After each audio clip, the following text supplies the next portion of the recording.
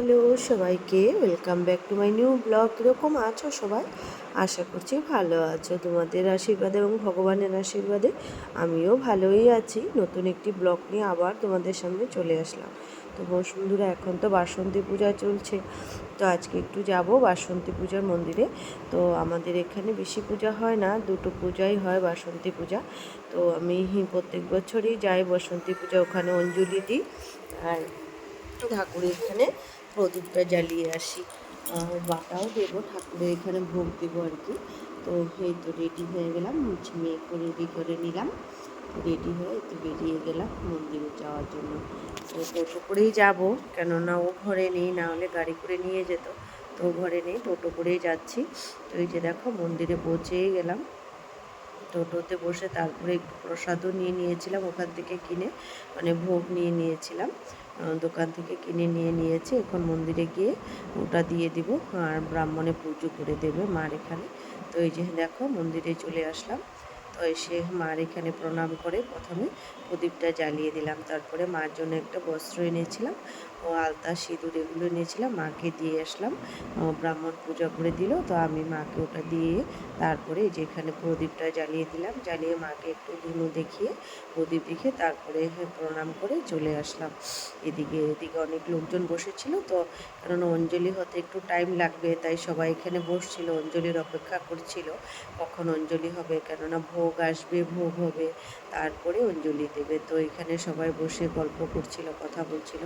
আরও লোকজন যারা এসেছিল মন্দিরে, তো সবাই আরও লোকজনও প্রদীপ জ্বলাচ্ছিল এদিকে বসে। তা খুব ভালো লাগছিল মার মন্দিরে গিয়ে, মনটা অনেক শান্তি লাগছিল মার এখানে গেলে। তারপরে এই যে দেখো ভোগ নিয়ে আসলো, সবাই এখানে দাঁড়িয়ে ভোগের এখানে প্রণাম করে নিল। তারপরে সবাইকে পুষ্পাঞ্জলি দেওয়া হচ্ছে। এখন এই যে ফুল, বেলপাতা, দুব্বো সব কিছু একটা পুষ্পথালিতে নিয়ে নিয়েছে, এখন সবাইকে দিয়ে দিয়েছে।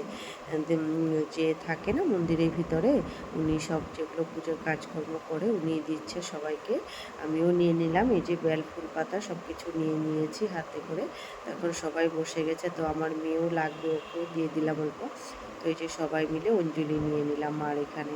তারপরে মার চরণে ফুলটা অর্পণ করে দিলাম। তারপরে সবাই উপোস আছে, এখানে চন্দ্রমিত দিচ্ছে, সবাই চন্দ্রমিত নিচ্ছে, আমিও নিয়ে নিলাম চন্দ্রমিত নিয়ে উপোসটা ভেঙে দিলাম।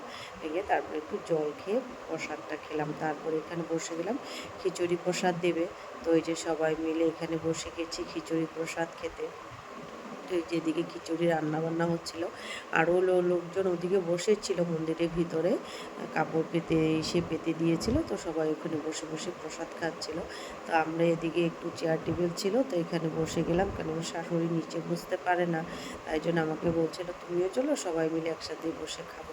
তো এখানে খিচুড়ি প্রসাদ, সাথে ছিল বুট ভাজা ছিল আর পায়েস দিয়েছিল, খুব স্বাদ হয়েছিল। খিচুড়িটা খেয়ে নিলাম, প্রসাদটা খেয়ে তারপরে এই যে আরও ভোগের প্রসাদও নিয়ে নিয়েছিলাম ঘরে, কেননা ছেলে আসেনি, ও একটু গেছে অন্য জায়গায়, তো ও আসেনি, সেই জন্য ওর জন্য একটু ভোগের প্রসাদ নিয়ে নিয়েছি, 2 থালা ভোগের প্রসাদ নিয়েছি। তারপরে নিয়ে যে টোটো করে ঘরে চলে আসলাম। তার এত গরম লাগছিল না কি বলবো, একটা ফান্টা কিনে খেয়ে নিলাম। এই যে দেখো ভোগের প্রসাদ, তো সবাইকে মেখে ভোগের প্রসাদ দিয়ে দিলাম। সবাইকে